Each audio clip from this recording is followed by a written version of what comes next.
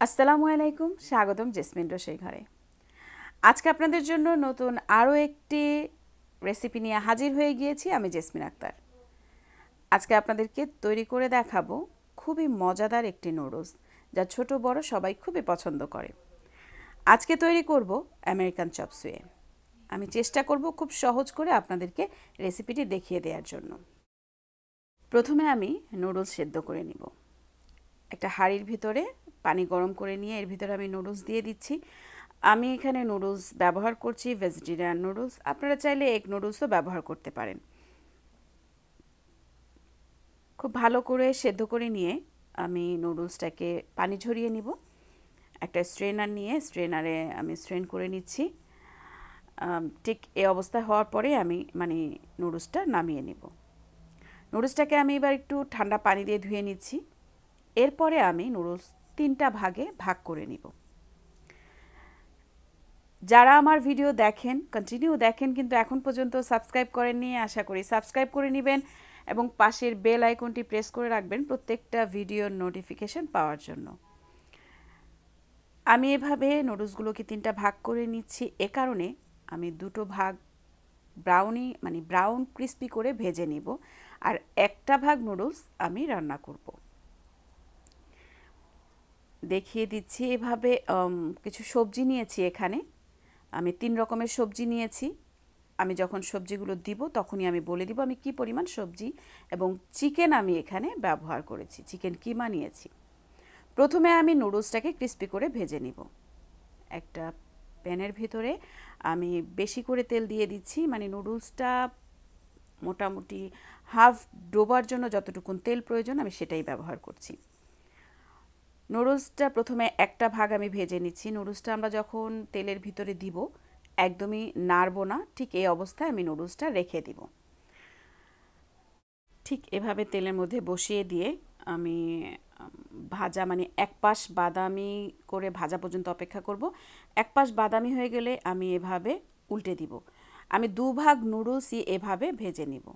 তুলে নিচ্ছি প্রথম ভাগ যে ভেজে নিয়েছিলাম সেটা, এরপরে আরেকটা ভাগ এভাবেই ভেজে নিব। এবার সবজি তৈরি করার পালা। সবজিতে আমি যা যা দিচ্ছি, আমি এখানে তেল ব্যবহার করছি 1/4 কাপ। 1/4 কাপ তেলের ভিতরে আমি প্রথমে পেঁয়াজ দিয়ে দিব। পেঁয়াজ কুচি নিয়েছি আমি এখানে 1 কাপ। পেঁয়াজটাকে হালকা একটু ভেজে নিয়ে এর ভিতরে আমি চিকেন কিমা দিয়ে দিব। আপনারা মনোযোগ সহকারে শুনবেন, আমি প্রত্যেকটা উপকরণের পরিমাণ সহ বলে দিচ্ছি। চিকেন কিমা ব্যবহার করেছি আমি এখানে 1.5 কাপ। এটা হালকা একটু ভালো করে ভেজে নিয়ে এর ভিতরে আমি একে একে সবজি দিয়ে দিব। আমি এখনই লবণটা দিব না, সবজিটা কিছুটা ভেজে নিয়ে তারপরে লবণ দিব। আমি এখানে আদার পেস্ট ব্যবহার করেছি 1 টিস্পুন, সাথে রসুনও দিয়ে নিব। রসুন ব্যবহার করেছি 1 টিস্পুন, যদিও রসুনের কালারটা গ্রিন।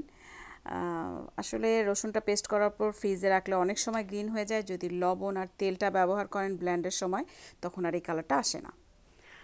আমি চিকেনটাকে ভালো করে ভেজে নিয়ে এরপরে এর ভিতরে আমি গাজর দিয়ে দিব। প্রথমে গাজর দিব। গাজর গ্রেট করা এখানে ব্যবহার করেছি 1 কাপ। সাথে দিচ্ছি পেঁপে গ্রেট করা 1.5 কাপ।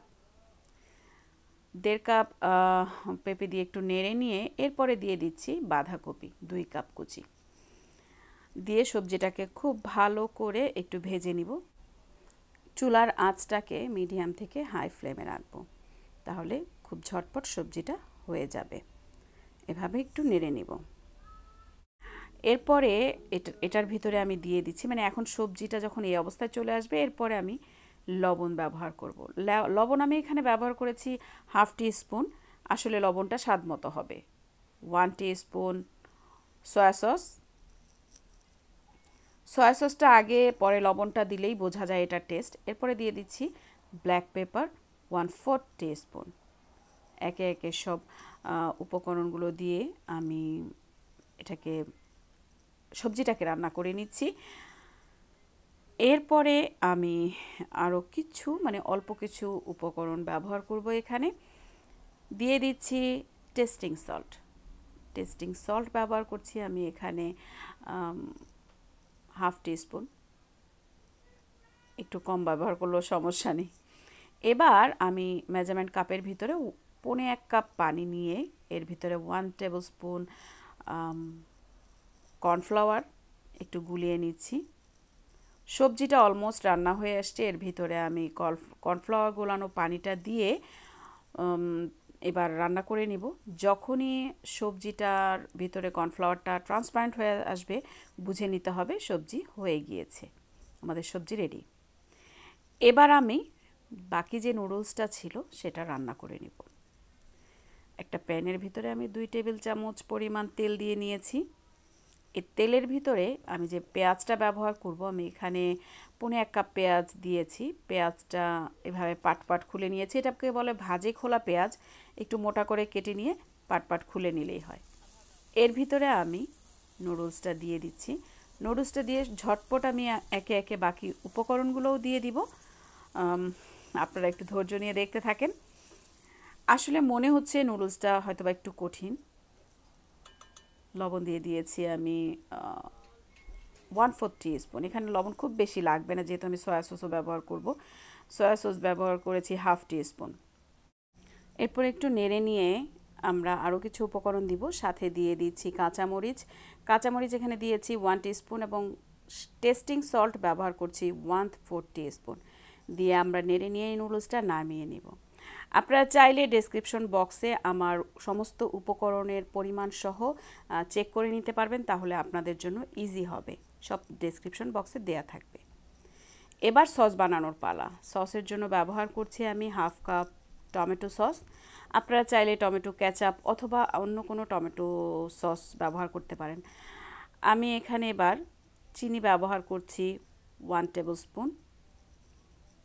1 টেবিল স্পুন চিনি দিয়ে সাথে আমি দিয়ে দিচ্ছি আদা বাটা 1/2 টিস্পুন, রসুন বাটাও 1/2 টিস্পুন এবং সাথে আরও দিচ্ছি আমি কাঁচামরিচ কুচি 1/2 টেবিল স্পুন। এরপরে আমি আরও ব্যবহার করছি এখানে soya sauce 1/2 teaspoon, cornflour 1 tablespoon, সিরকা 2 টেবিল স্পুন। সিরকা মানে ভিনেগার, অনেকে ভিনেগার বলে, অনেকে সিরকা বলে, যার যেটা সুবিধা। 2 টেবিল স্পুন ব্যবহার করেছি আমি এখানে। এরপরে সমস্ত উপকরণগুলোকে একসাথে খুব ভালো করে মিশিয়ে নিব। সমস্তটা মিশে যাওয়ার পরে আমি এটাকে চুলায় জাল করে নিব। চুলায় জাল করে নিলেই আমাদের সসটা রেডি হয়ে যাবে। দেখতেই পাচ্ছেন এভাবে চুলায় একটু জাল করে নিচ্ছি।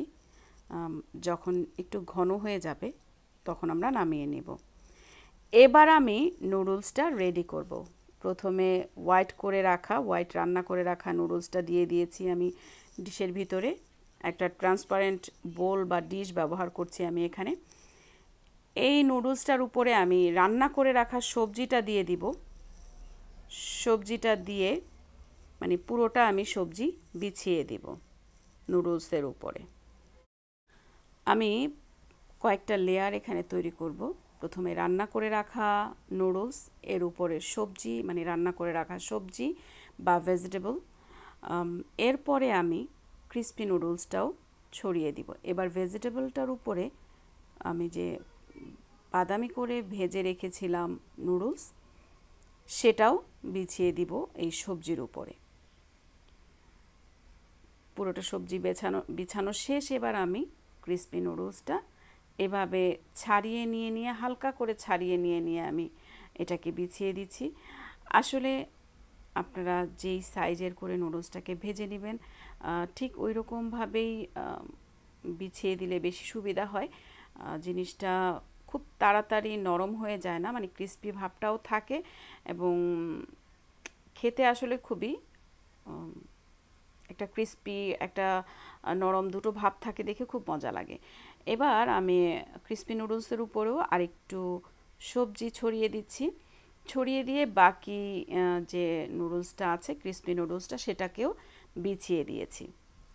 এভাবে বিছিয়ে দিয়ে এর উপরে আমি রান্না করে রাখা যে সসটা সেটাই দিয়ে দিচ্ছি। আসলে এই নুডলসটা খুব মজা হয় আসলে একটা আরেকটার সাথে খুবই রিলেটেড। যেরকম আমি নরম করে ভেজে রেখেছিলাম নুডলস, এরপরে ভেজে নিয়েছি আমি ক্রিস্পি করে নুডলস, এরপরে রান্না করে নিয়েছিলাম ভেজিটেবল এবং লাস্টে রেডি করেছি আমি সস। পুরো মানে প্রত্যেকটা উপকরণ বা প্রত্যেকটা আইটেমই যখন একসাথে করে দেয়া হয় বা গুছানো হয় বা সাজানো হয় এবং পরিবেশন করা হয়, এটা খেতে আসলে খুবই মজা লাগে। আমি আপনাদের বলছি আপনাদের খুবই পছন্দ হবে যদি এই নুডলসটা ঠিক এইভাবে আপনারা তৈরি করে খান। আমি একটা নাইফের সাহায্যে প্রথমে কেটে নিচ্ছি একটু, এরপরে তুলে আমি সার্ভ করব। আসলে আমি চেষ্টা করেছি আপনাদেরকে খুব সহজ করে আমেরিকান চপ সুইয়ের রেসিপিটি দেখিয়ে দেওয়ার জন্য। আশা করি আপনাদের ভালো লাগবে।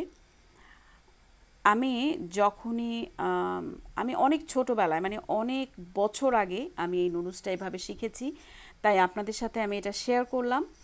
আশা করি আপনাদের ভালো লাগবে এবং আপনারা ঘরে তৈরি করে খাবেন। কেমন লাগলো আমাকে কমেন্ট করে জানাবেন। আজ এ পর্যন্তই। নতুন কোনো সময় নতুন কোনো রেসিপি নিয়ে হাজির হয়ে যাব আপনাদের সামনে। আমি জেসমিন। আপনারা ভালো থাকবেন, সাবধানে থাকবেন। আল্লাহ হাফেজ।